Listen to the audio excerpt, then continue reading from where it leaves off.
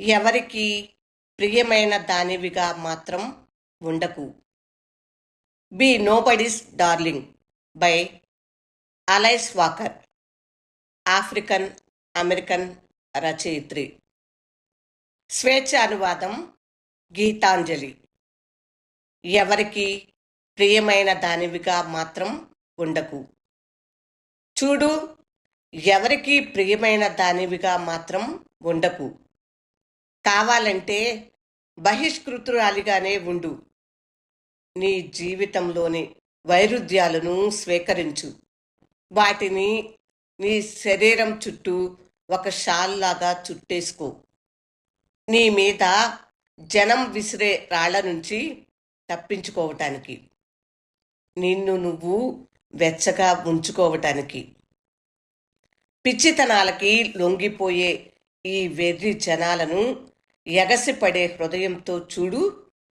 వాళ్ళు నిన్ను అనుమానంతోనో అనంగీకారంగానో చూస్తే చూడనీ కాక, కావలిస్తే నువ్వు కూడా వాళ్ళని అంతే అనంగీకారంతో చూడు. జాగ్రత్త మరి, బహిష్కృతురాలిగానే ఉండు, ఏం పర్వాలేదు. ఒంటరిగానే నడవాల్సి వచ్చినప్పుడు ఉల్లాసంగానే నడువు, కానీ ముందుకే నడువు. ఒక పని చేయి. నదీ తీరాలలో గుంపులు గుంపులుగా మోగిన ఆవేశపరుల వెనక నిలబడి వాళ్ళని మౌనంగా గమనించు. లేదా ఆ నదీ తీరాలలోనే అన్యాయాన్ని ధైర్యంగా ప్రతిఘటించినందుకు, ప్రశ్నించినందుకు చంపబడ్డ వాళ్ల కోసం, అది విషాదమైనా సరే, దుఃఖంలో నువ్వు నిలువెల్లా మునిగిపోయినా సరే, అక్కడ ఒక ఉల్లాసమైన సామూహిక వేదికను ఏర్పాటు చేసుకో. సమావేశాలు నిర్వహించు, ప్రశ్నించు, నినాదాలు ఇవ్వు. కానీ పొరపాటును కూడా వాళ్ళకి ప్రియమైన దానివిగా మాత్రం ఉండకు. బహిష్కృతురాలిగానే ఉండు.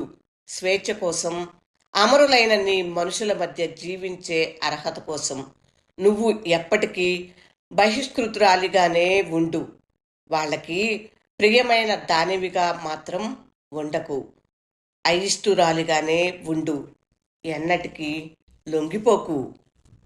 B nobody's darling by Alice Walker, African American రచయిత్రి. కవిత్వం విన్నారు. స్వేచ్ఛానువాదం డాక్టర్ గీతాంజలి. ఇలాంటి విభిన్నమైన కవిత్వం కోసం వనజా తాతినేని ఛానల్ని సందర్శించండి. నమస్తే.